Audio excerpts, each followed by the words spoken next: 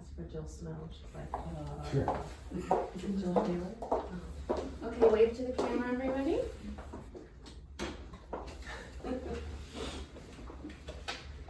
It's 1960. You spent the last 30 years of your life living in the small community of Kalapapa on the island of Molokai, Hawaii. You've been paroled, cured, and approved to go home after these 30 years. You write your mother over and over with no response. Finally, she responds and she simply says, "Do not come home. Leave your bones at Kalapapa." And this podcast will kill you, an infectious disease podcast written by ecologist and epidemiologist Aaron Welsh and Aaron Updike. This is a first-hand account of a woman who spent 30 years and ultimately the rest of her life in isolation at the island of Kalapapa. She had been diagnosed with leprosy, and this was common for many people. The Atlantic says that 8,000 people ultimately ended up spending their lives in isolation on this island of Kalapapa, the biggest leper colony in known history, originating in the 1860s. Today I'm going to inform you on what leprosy is, how it's transmitted and treated, and the current history and status of it. So what exactly is leprosy? Well, leprosy is a bacteria closely related to the bacteria that causes tuberculosis called Mycobacterium leprae. It can be found in 9-banded armadillos, which are the reservoir, meaning the bacteria lives in the animal but causes the animal no harm. The Institute of Medicine at Sao Paulo says that direct contact with these armadillos is a big risk factor for getting the disease.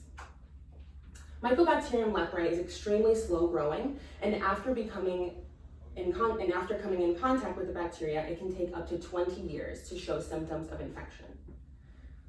It's transmitted by droplet transmission and long-term effects with someone, meaning that you have to have long-term contact with them, and they have to be actively infected while sneezing and coughing, which is the droplet transmission. Luckily, about 95% of us are immune to it, and some scientists believe that those that get leprosy actually have a gene that allows them to be susceptible, since we do have natural immunity. The American Leprosy Mission states that it affects your eyes and nose, as well as damages the nerve endings. The CDC says that the symptoms include growths and nodules on the skin, painless sores on the feet, as well as damage to the eyes, which ultimately can cause blindness.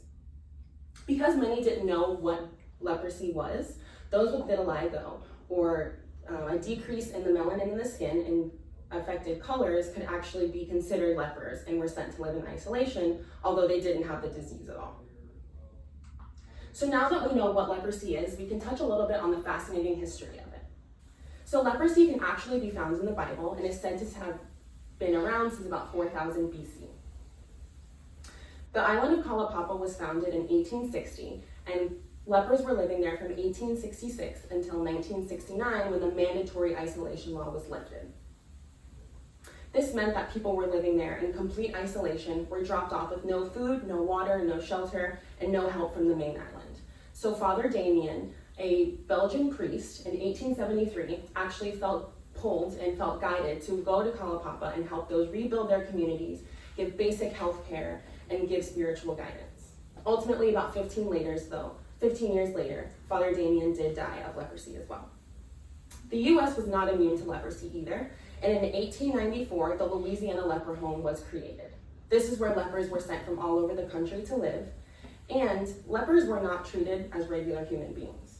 In fact, the Health Resources and Services Administration did state that from 1894 to 1945, lepers weren't even allowed to vote. They were not treated as human beings and didn't even have that basic right. Finally, though, in 1946, lepers did get the privilege of voting.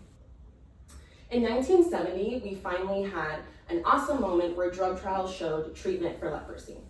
And fast forward to 2008, the last leprosy colony, the known leprosy colony, did close in Japan, but there may still be lepers asylums where leprosy is found, like in India, Brazil, Nepal, and Tanzania. So with the advances of medication and treatment, how do you detect leprosy and how do you treat it? Well, the quickest and easiest way is PCR, or polymerase chain reaction. And this is where you grow the bacteria in the laboratory, put it in an analyzer, it heats and cools it many times while creating millions of copies, and then test that bacteria against an algorithm to determine if it really is leprosy. You can also use a acid-fast stain called a Zeal-Nielsen stain from a skin lesion or maybe fluid from a nodule and stain it. If it turns bright pink, it will tell you that it is a type of mycobacterium, but not specific to leprae, so it's not the best testing. Once you determine that you have Mycobacterium leprae, they put you on what's called MTD, or multi-drug MDT, or multi-drug therapy treatment. And it's a long, drawn-out treatment and very rigid. You can't miss a dose, and typically it lasts anywhere from 6 months to a year, but after 1 week of treatment, you're no longer considered infectious or contagious.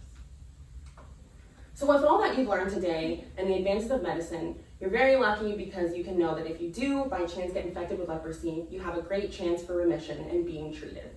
So if you're walking around in the world and you see someone that may have blindness, or maybe from a place where they had leprosy, you can maybe think to yourself all that you've learned and think, well, maybe they actually were infected with leprosy, and you can treat them as a real human being and not just a leper of society. Thank you. Do you have any questions? Any questions?